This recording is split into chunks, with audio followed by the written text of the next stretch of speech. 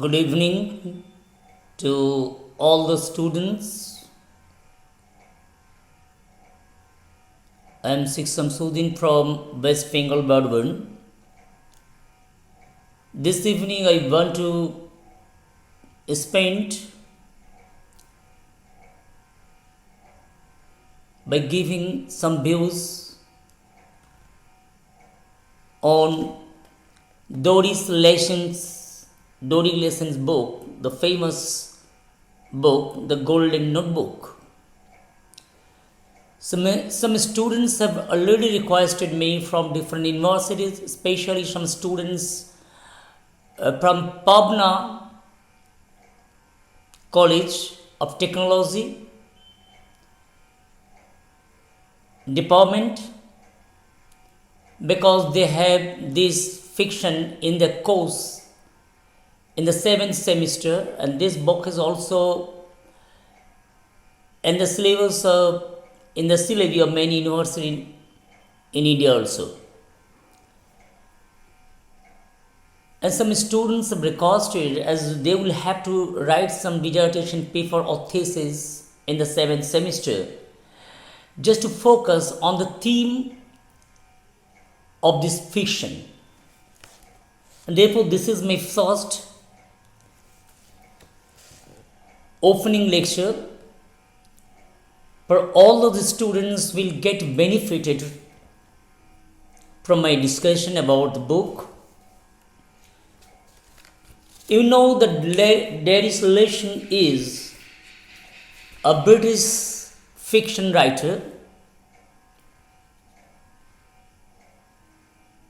and 20th century fiction writer.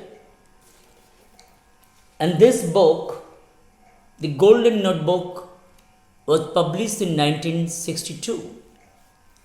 And this book focuses on the condition of women in the mid-20th century world. And no doubt, Doris Lessings is regarded by most of the critics as a feminist writer in the world, a most powerful feminist writer. Before coming into the domain of this book, I would just like to mention about some other fictions of Lessings. The Grace is Singing collected African stories, The Children of Violence, and The Golden Notebook. The Grass is Singing, Martha Quest, The Golden Notebook. The Golden Notebook are her famous fictions or novels.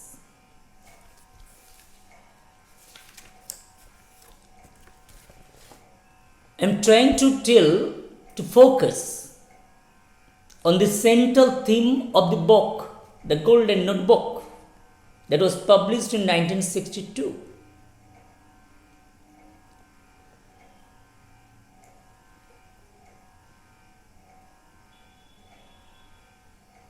After the publication of this book, we have seen unusual responses.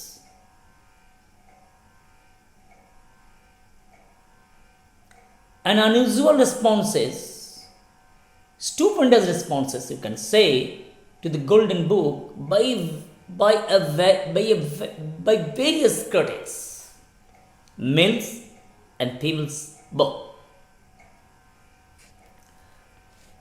The Golden Notebook, you can say,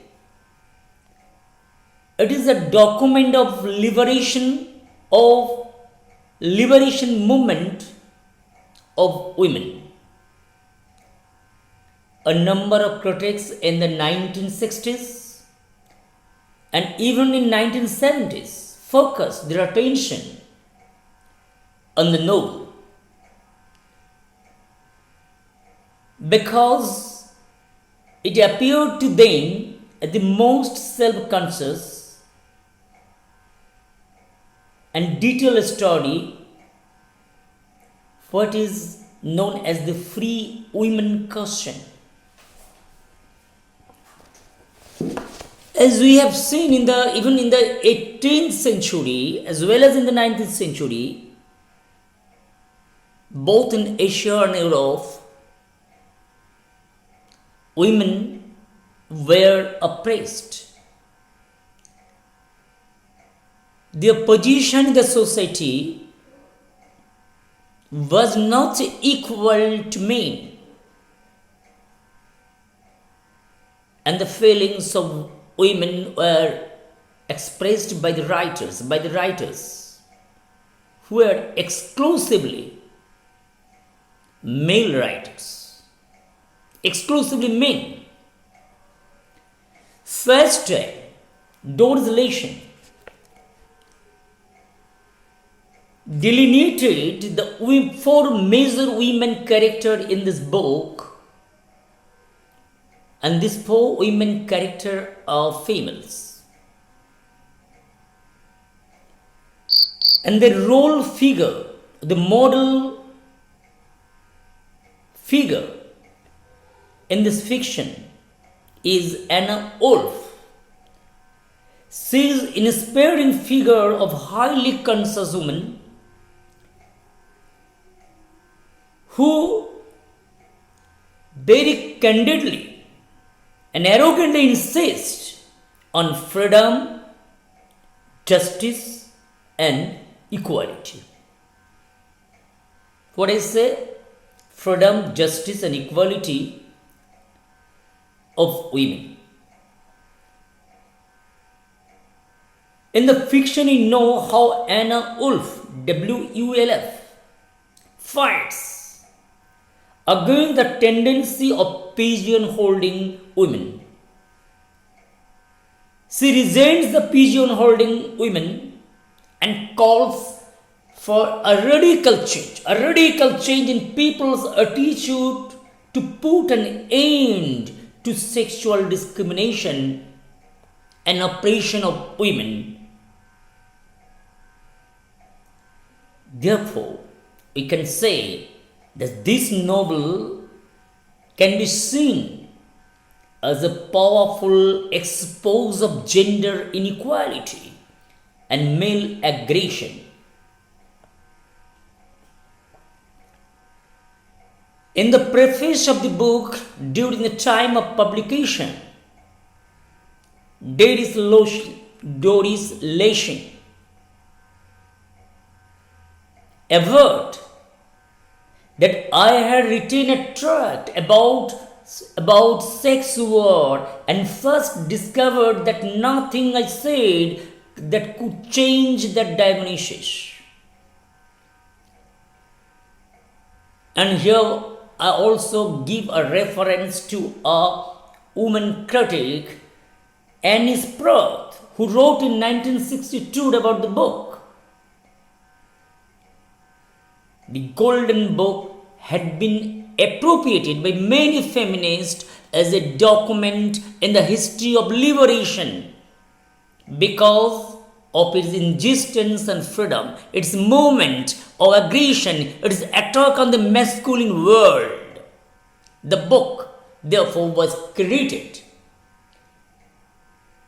with the power to change people's lives and influence the thoughts and feelings of the entire generation of women in the world. Now, categorically, I am trying to discuss what the book actually focuses on.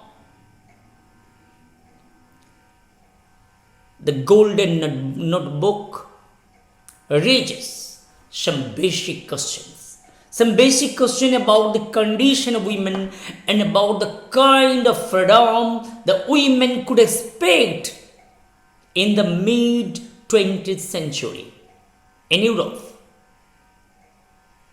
It articulated the desires, the frustration, and the struggle of women to achieve an identity of their own. And in the whole book, we can see how Anna always searches for an individual identity of their own. Outside, her role model as mother, as mistress, as wife.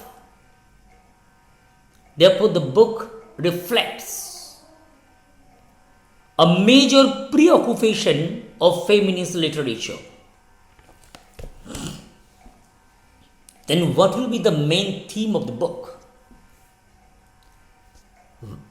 What it means to be a woman in the men's world. What will be the position of a woman in the men's world, particularly a woman who is involved in politics, in creativity, in love and sex.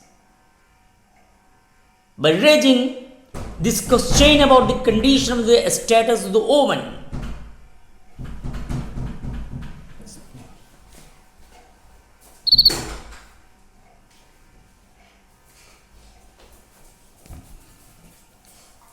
about the condition of women,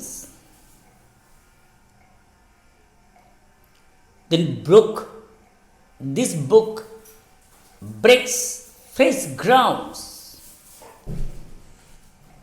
in its frank discussion of female sexuality from a woman's point of view.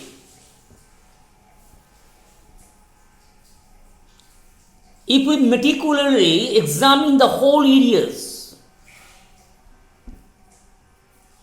of woman's heart as expressed in the book, we can see the whole areas of love, sex and motherhood, even also marriage, are explored in a very limpid way, in an uninhibited manner, which was rare in women's literature.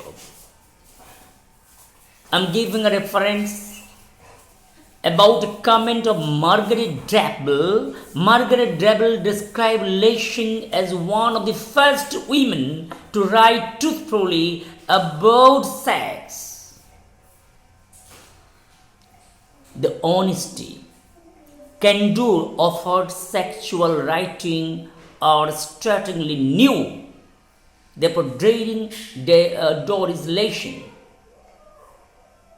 has given us some new genres of literature. And in this book, Derek Lawson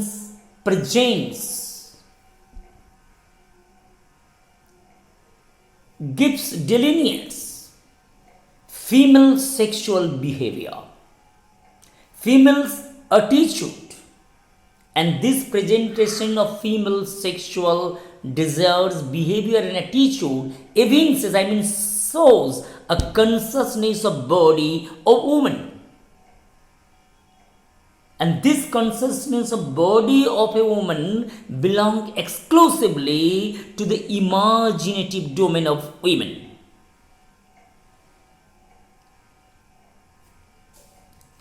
That means some students have asked question, is the novel is anti-males? It is against men, against life? If we can give some brief portraits, we can make some short searches into the dialogues, manners, behaviors as expressed by four major characters, Anna, Molly, Ella and Julia in the fiction, then you can see a very good man-women relationship prevail in the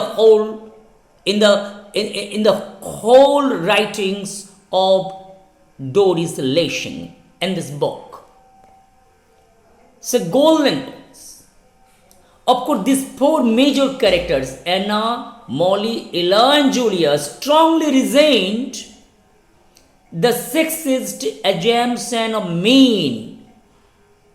The men are sex hungry.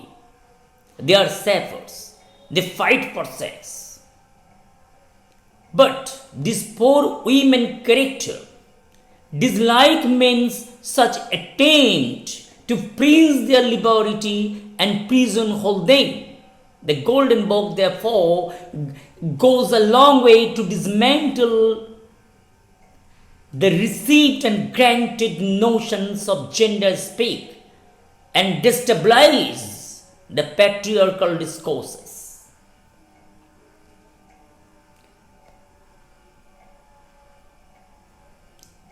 One thing, ironically, lynching is acclaimed as one of the earliest and most powerful voices in the history of women liberation.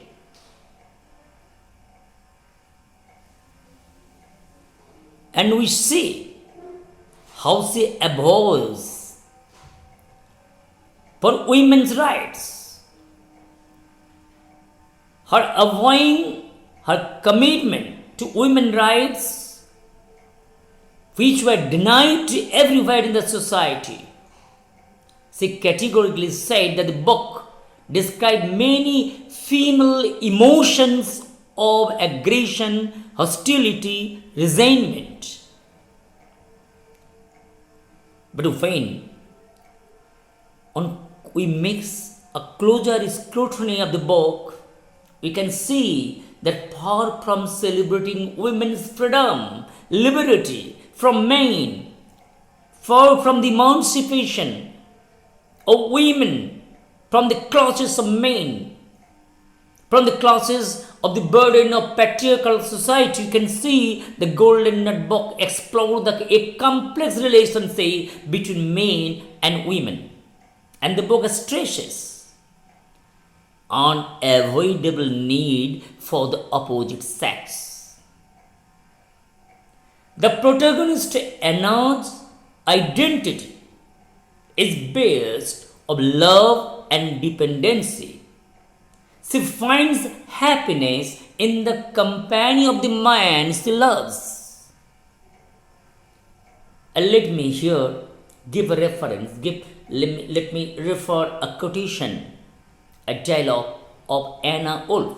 She says, "The truth is, I don't care damn about politics or philosophy or anything else.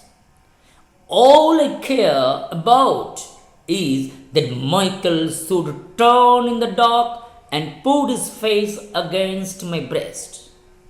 So Anna defines herself as a woman through her relationship with men.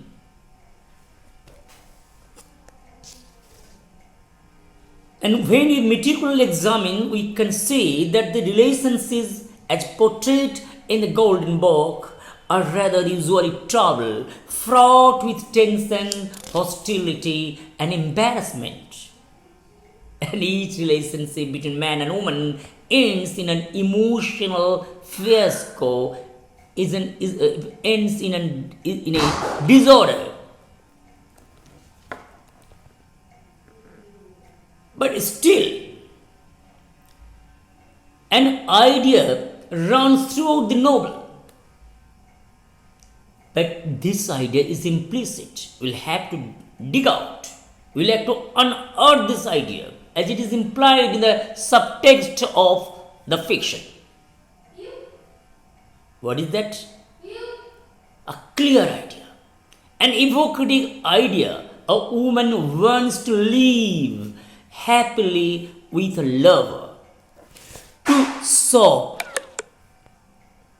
to cook and wait for him, to be emotionally, sexually fulfilled by him. Therefore, heterosexual relationships are also the central theme which are prevailing in the whole book. When we make a critical analysis of the characters of three women as central figures in this book.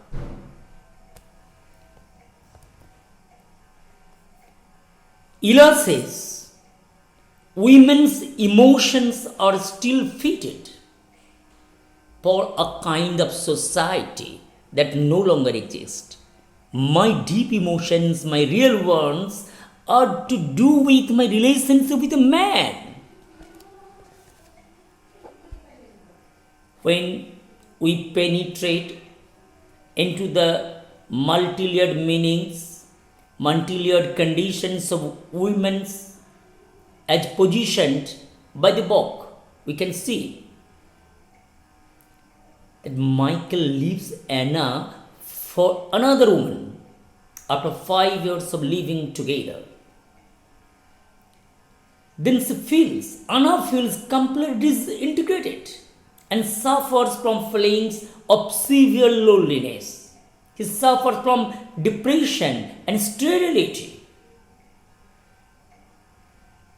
And we also see how Ella suffers from torments of sexual desire. And Ella also understands that she is dependent on men for having sex, for being serviced, for being satisfied. And Ella hopes that she will become normal when she falls in love with a man again, because a woman's sexuality is contained by a man if he is a real man. Therefore, sure, in this book, Doris lesson presents a picture. What is the picture? Each free woman in this fiction searches for a real man. Who is a real man? Right man. A man who will fulfill a woman emotionally, sexually, and help her find herself. This picture is a major preoccupation of Leslie's female characters. It is because of this that the Golden Notebook foregrounds the feminine point of view. And throughout the novel,